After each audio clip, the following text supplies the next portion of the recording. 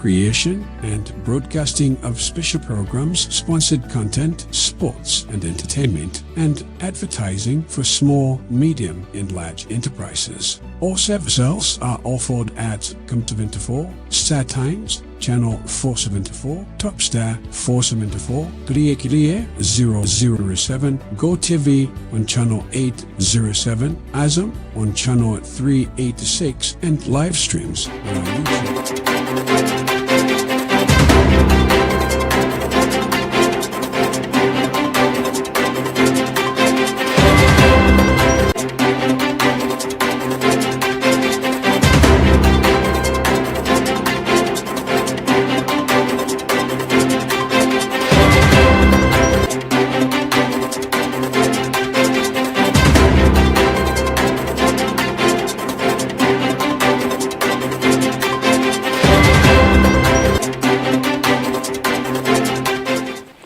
It's Monday, the 13th of January 2024. Good morning and welcome to Press Review.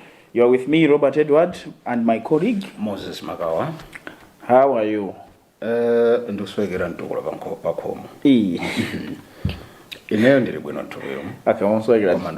No, ntukula bakomo is not for people like you. Why? Ntukula bakomo is for people who cannot manage to find food for themselves. No, Ntukula bakomo is not for a person who is putting on a tie. Glasses. No, Ntukula bakomo ndi wanthu kuti sangakwanise kuzipezera paokha. Mwina amayesetsa anthu ngati anthu okalamba. Okay. Anthu ena kuti ali ndi ulumali kuti mwina sizingatheke kuti mwina chite ma economic activities. So what about the people that are facing January? Yeah, so the issue is we understand that there are people who receive Ntukula bakomo. Not necessarily because they cannot manage. We understand that there are those people, and people always talk about this. They always say there are people who are not supposed to be receiving, but they receive it anyway because of their maybe political connections or what, things like that. Unfortunately, yes, unfortunately, it's how they really deserve to. Because government system imabanga recognize anthu ngati mafumu chani, so amasira anthu ngati amene can you identify the beneficiaries. Of course they go and amakapanga verify and zinazotel, but still the local systems akubanga frustrate. Commerce where money is involved, and money called cash, money in cash actually. Zimakazo anthu ambiri amapezera pomwe ndi zinazotel. Of course it is a consequence of sleeping on duty, snoring on your job. Okay. So there are people who sleeps deliberately. Yes, that's why those things Ubanga thrive. But for you and me, no, we don't need any Ntukula bakomo. No, inu atakuja tsani. Sumo kuenera kutenga Ntukula bakomo. Koma bwanji tinene chonchi. Fuel open tender deal to end in December. And missed overshooting, Minister of Energy Ibrahim Matola says Malawi government will honor existing open tender fuel supply contracts until they expire in September and December this year. The situation follows the government adoption of government-to-government G2G system for procuring fuel, which mandates the Minister of Energy to nominate an agent or entity to import fuel without the oversight prescribed in the Public Procurement and Disposal of Assets PPDA Act of 2017. On Saturday, Malawi took delivery of the first consignment of fuel procured under the G2G arrangement at the Songwe border post in Karonga, which arrived alongside open tender system volumes amid a persisting fuel crisis in the country. When quizzed on how government will resolve the situation, Matola, who led a delegation to witness the arrival of G2G tankers, said government will meet to resolve the matter, but noted that most of the contracts will end this year. Yeah, That's the issue with the fuel supply. Me, I'm tired of hearing a lot of things about fuel. I'm just tired. I really do not want to hear these things anymore. Okay, I would my contract open tender. You know, many magulira fuel panopa timatsegula kwa anthu kuti amene ali ndikuthekera apange abroad ndikuzobanga supply fuel. Kumaboma bajala sintha. Ndondomeko chitira zimenezo so panopa izigwisa ntchito akuti G2G, government to government. So lamulo ndithu dasinthidwa posachedwa apa tinaona minister anapita kuja kuboda kukalandira nawo consignment yoyamba ya fuel wa G2G koma suda anabwira wa G2G yekha even open tender. So that ndondomeko ya open tender ma contract amene wakanalipo otantha kusopanga supply fuel on that arrangement until December and September. So akuti azisiya suda cancel. They will still be procuring the fuel until my contractor jatata. And I think from there is when we are going to go full throttle with the G2G without any other way of supplying fuel. I think I'm also believing that maybe beyond December this year, government will also can also consider a certain volume of fuel to be brought in the country using the same open tender. Yeah, so the main is really komano mafuta akusowabe kumalawi ano mafuta akusowabe. You go in town mukapezabe mulima kiu pama filling stations. Things are really bad out there. You know, we don't have to sugarcoat things here. Things are really bad out there. Myself, it was for the first time that I had queued on a fuel queue. That was on Saturday. It was for the first time.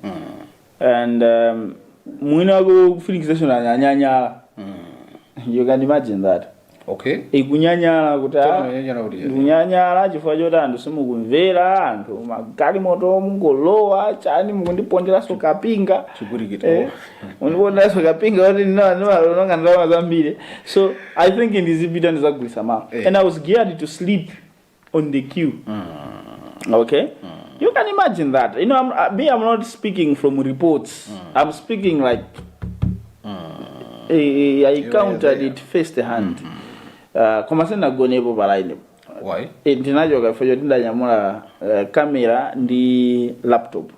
So I thought it would not be safe for those gadgets. Otherwise ndimagona nditu pa filling station and to go in the black market imwe. Yes. So fuel black market wadura usat masere. So on the same, that's a good sambala chuiri.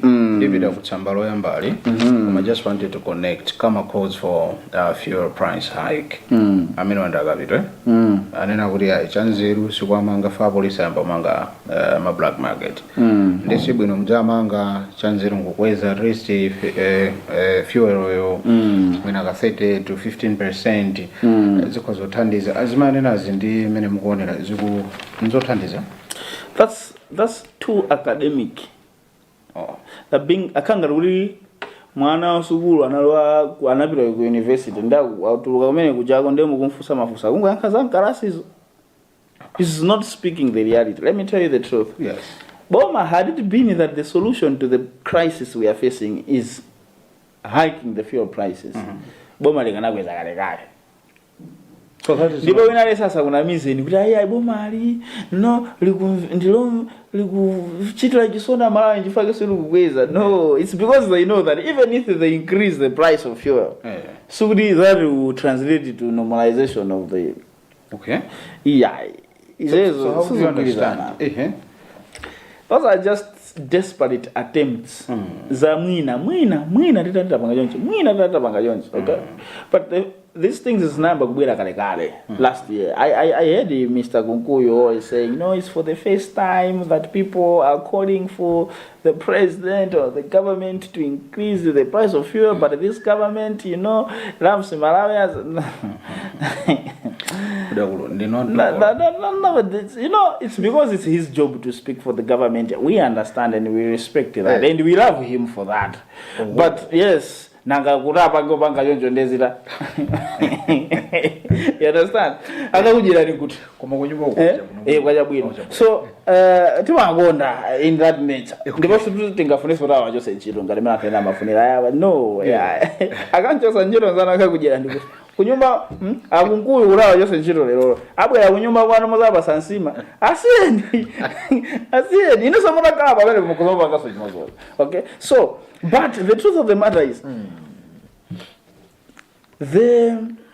I want to use a certain English. The incompetence displayed by this government through failing to find enough forex is what is making fuel to be scarce in the country. Incompetence ndi kudzaza madzi mutu. Mwatipesesa mutu munasaza madzi to the point that you are failing to discuss real issues on the table that can translate into the country having forex. Yes. Nangona so kuzeni kuti mwakole chichewa chizungunywe chinali kuno Chingerezi chinali kuno. You understand? Yes. What are limene lolo kudzaza madzi government has even gone not more than once, not more than twice, only, but more than that actually, to say we are facing this problem because we do not have forex. And unless I need to be schooled otherwise. Okay. But kuganika kwapeza forex has got nothing to do with the nkondo. Yeah, good. Has got nothing to do with what? Kuganika kwapeza kwa forex, it means you as a country, you are failing to do things that you should do. Number one, make sure that the forex is zibwera. Okay. Number two, forex imene ikumabwera mukumayisamala. So if you are failing to do these things, forex will go. Ndinava bwena aga malaligira kuti ndalama imakanga chinthu ya moyo. Imapita kwa munthu amene ali ndi value. Akaona zoti kuti pamene ndakhala pano value yake ine ndine 20 million koma awa ndoyenera 500,000 imachokapo. That's what happens with forex. Okay. If it comes and you start moving, you know how people have been talking about the president moving anywhere, there, about going, everywhere. Okay. They are sponsored. Ne? They are sponsored trips sometimes. Ndifake nankanina kuti kwani sponsored trip amapanga sponsor muntu kuti bwera muzati gule zinthu. You know, I'm not trying. I don't buy that idea, yeah, Suleiman, whatever. Yeah. But all I'm saying is that is just an explanation. Okay. But by the end of the day, does your explanation bring fuel? It doesn't. Does your explanation make someone sit down in his bed or couch, on his phone with his debit card in the phone in the pocket and is buying things from Alibaba? It doesn't. It's not like that nowadays. You can't take your phone and buy anything from outside today, because at least as well as you kapanga apply kachani kukaitopanga apply ku banki wapasa ndalama zako wazivutikira kuzipeza ndio ufuna kugula chinthu kunja ndio ukairo wafusa bank rani mafuna ndigule kwa ichi mungandiloleko mundipatse koma forex yo basi ndakuza atamva pitani kunyumba tikuza suli mena ganiza iwo ndi masamu awo basi akuza raye mukoza kugula ndalama yako imene. Okay, so there is a lot of laxity. Okay, there is a lot of. Have you seen many?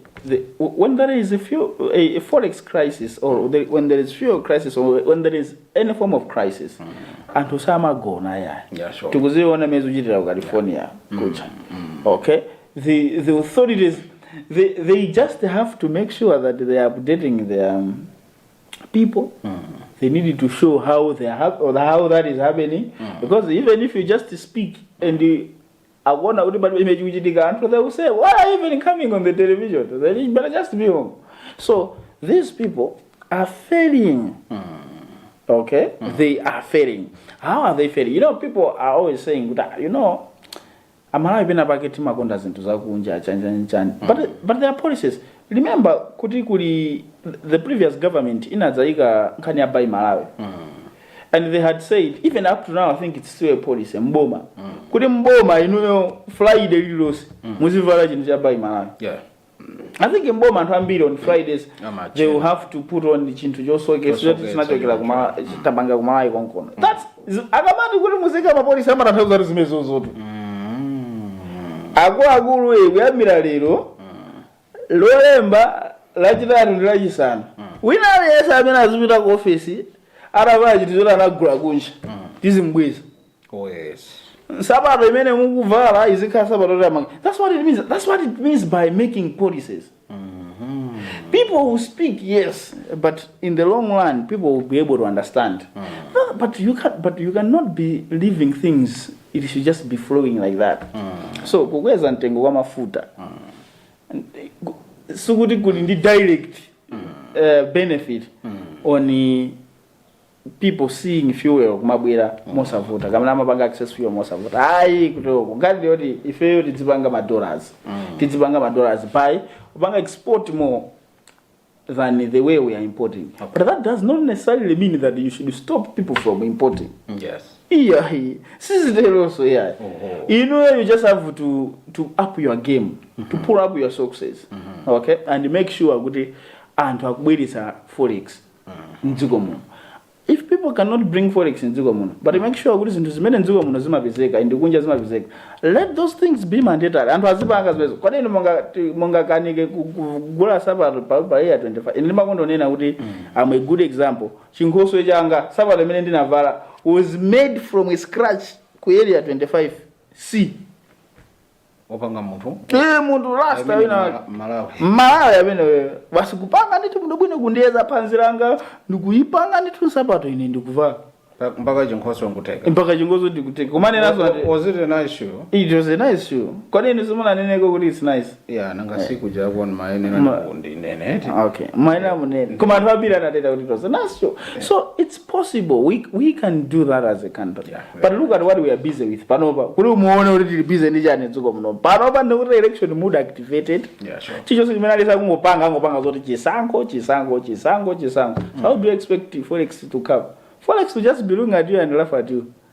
Ni muntu forex yo ni muntu man is alive, man grows, man breathes, man speaks. Oh, it's a currency. It's a currency. So ndizinto zokuti izo zimene akunenawo zo basi nangata ani nawo so awo akapita nawo so afuneka yankule nangata ndimazungulira mutu kafere angofunika yankule tsona atati basi ayankule basa ayankula kambirimbiri yoti anthu akuvutika chifukwa choti mafuta akusowa chani ayankula kambirimbiri change the tune maybe. So that's it. But I do not subscribe to that because ndikudziwa kuti boma ilili kana kazo kuti it's true. It makes sense. I think akana kweza sibwe sotili panopa bwezi pano tukukamba zoti mwina fuel chakupezeka koma ndudula koma mwina boma limatilika ono kukweza tutikhoza kukweza koma mafuta awo atsifutabe. So people ask ndemo nakwezeranji. Oh yeah. So is this manabanga government to government change? Yes, those are the things to be doing. Okay. You try to do that with the parliament to kasintara mulo chani just to make sure listen to the end. Koma usatera mugweze zintu. Good. Hey. Park dates chakwera leroli nditu kuli nkumano and nditu the Public Affairs Committee chita nditu mo sankha kuti aleka kumane ndi president lero a number of issues kandi ndi afyore omwe tikamba panoyo masomero ya anthu akuti kumana ndi mavuto osiyana za chuma and so forth achita confirm nditu ndi the executive director Robert Pili amene wanditu ndi mkulu wa pake uwo. Do you expect anything from the meeting?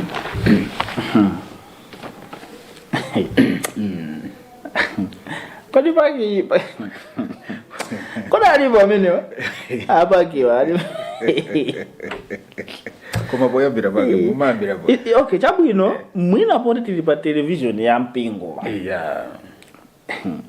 But if it was not for that, watikanaika pa malo pa apakiwa. Oh. If it was not good, this is Luntha.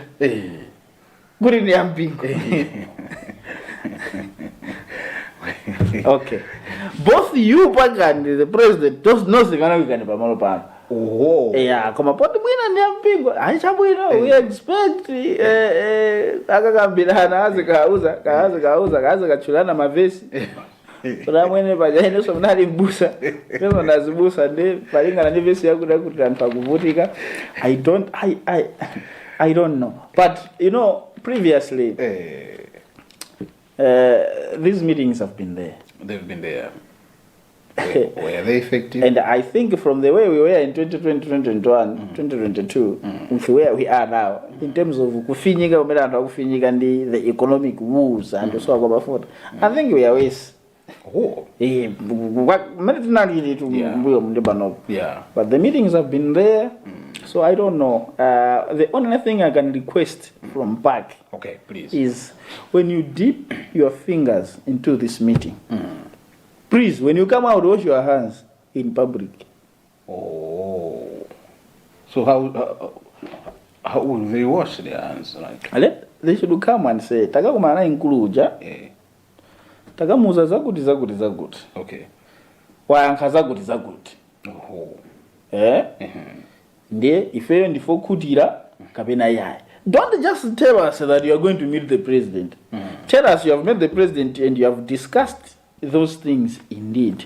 And from your discussion, it's either you are holding some reservations or no kutira. Now, ngati mukalo kutira, it means people will be looking at your lips. And they'll be counting on you. So from today, nanuso mulo anao momwebo. Kuti anthu akamapika azikupikira nelimosi. Ndimene zikhoza kwendera. Yeah, ndimene ziyendere. Zikuti meeting yosini lero. Lero zikhoza kwendera katikanika ya. It's today. It's today. So akakakumana ndikukafotokozera anthu akuvutika chonchi. In fact, to just rubber stamp, because I don't think the president don't know that people are suffering. Okay. Akudziwa Yeah, kuti yamakhala kuti. Kuna makhala kumamba samakhala mwa. He knows how people are suffering. The president knows that anthu kumala kuno akuvutika. So I think these people are just bringing, I think they'll just bring some verses and everything to say, hey, it's indeed true. So these people should really tell Malawians, akakachoka ku meeting ikucha. Ziwazi yazithandiza kwambiri. Koma akakazo kuti sana auza anthu nkungo zisunga. Tsiku linaso akamaza auza anthu tatoka kumana nda president azati pitani. Mwende bwino. Chifukwa palibe nchele. Okay. So this should be an opportunity for, because and another thing, let me comment as Busa on the other hand for going there. The presidency, according to the former president Peter Mutharika, the presidency is not a small job. They are out in the okay. So zimafunika de anthu amene ajoma kumana nawo koma alimbikitsa koma adzudzula ndimene amadzudzulana azibusawo so zimakhala bwino koma apempherera tukhulupirira zoti kumeneko akagwirana manja nkupemphererana chifukwa pafika president pajafunika koma apempherera zimenezo ndi chilungamo wina alesa amene amachita claim ine chakwera yemweyo kneel down and pray for him because this country is sailing through troubled waters. So kumapemphera nde ino apaki mukapita kumene kukapempherensoni mukapempherere mtendere ndofunika. So president utazipanga zigatizo zabwino ino kana mtendere chifukwa kamera amapanga state house anasiya kunyama kumene kuchako achita mazebra chani recreation zinthu chamasewera president abamuyankhula bwino tsopano kwambiri ndikuyankhula bwino. But on the other hand, if you don't wash your hands, kaya, we are here. Missed overshooting. DPP claims police shot at its member. Hospital says injury, not bullet wound. Police deny opening fire at DPP followers. Nkaniyo ilimotena. Ministry surrounds the cause of the injury. Democratic Progressive Party DPP Deputy Director of Women Brenda Said Banda sustained on Saturday with Kamuzu Central Hospital, stating that it is not a gunshot wound. The hospital's position comes after DPP Directorate of Women issued a statement claiming that police shot Said Banda on her arm on Saturday when she visited DPP Vice President for Center Alfred Gangara at Longe police station in Area 3. He was arrested by Malawi Revenue Authority for alleged forgery. In an interview yesterday, KCH spokesperson Winnie Otamu confirmed that a person by the name Brenda Saidi Banda presented herself at the hospital on Saturday with a wound on the arm. She said from the examination conducted, the wound was not as a result of bullet, as there was nothing to show that Banda was shot.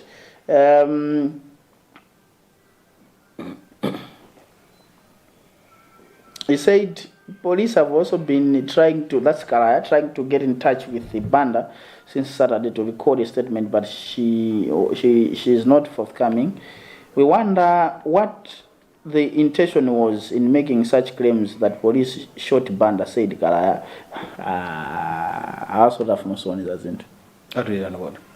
So the muntu is claiming kulala na muombera ne muntu arapita ku KCH abizoti si bali menele solomberedwa. Achibara rusulanga muntu koza kuzobombera ngubira polisi ngubira kujibara wane zoti bala bele solomberedwa. They will really say kuti this was a gunshot. Kodi chipolopolo anthu amachiseweresa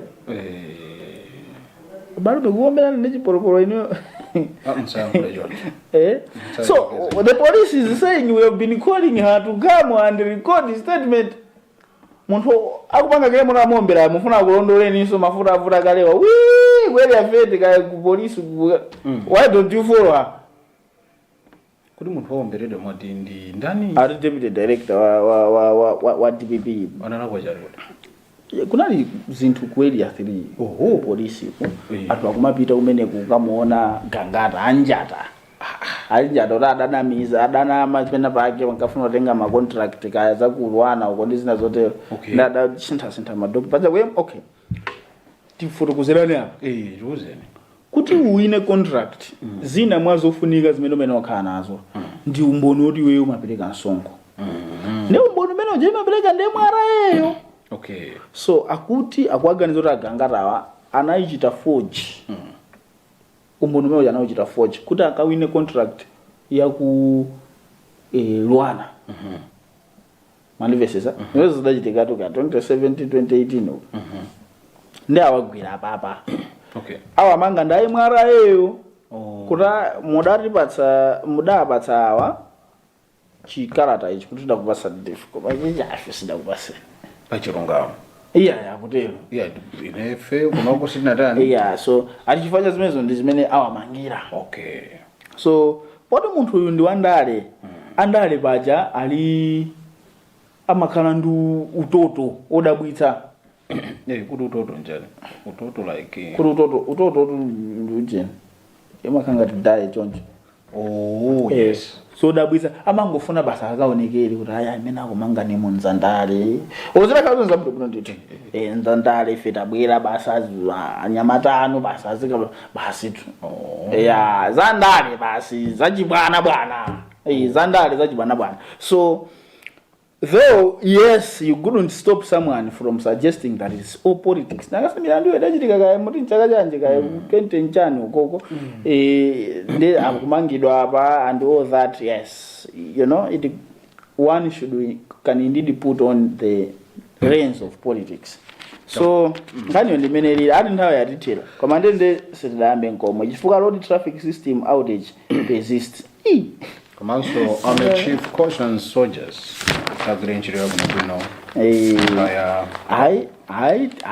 Tiona. Banks prefer government securities treasury.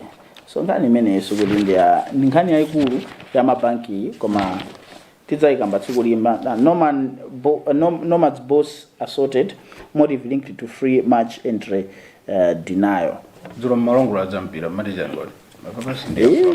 Okay, jabu. Matijani ngoli. Man U ya winner. Ndiye. Ya jinyase. Ndiye.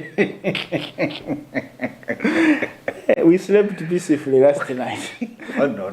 Akana ina Arsenal. Mabanga pokoso kopi. Koma zakhala bwino. Ife ndifa Chelsea. So tikudzola zoti Arsenal ndife tikupikisana Premier League. So sitingafunire zabwino manje yaliyonse. Koma Man U potili kutali. Olata mawina. So tinakwera Man U. Thank you so much. anyamata mani umatigulira ntchito yabwino. But it was great, and yesterday it was that entertaining. You've been with me, Robert Edward, and my colleague Moses Makawa. See you next time.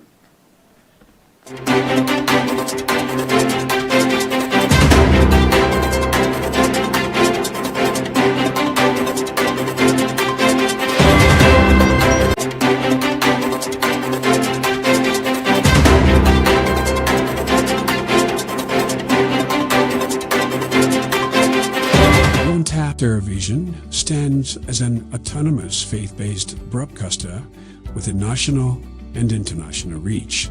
Experience the difference with Luntha Television, where innovation meets experience. Our dedicated team, backed by cutting-edge technology, ensures seamless execution and unparalleled results. Luntha guarantees credibility and professionalism in all its endeavors and services. We offer, among this, production and broadcasting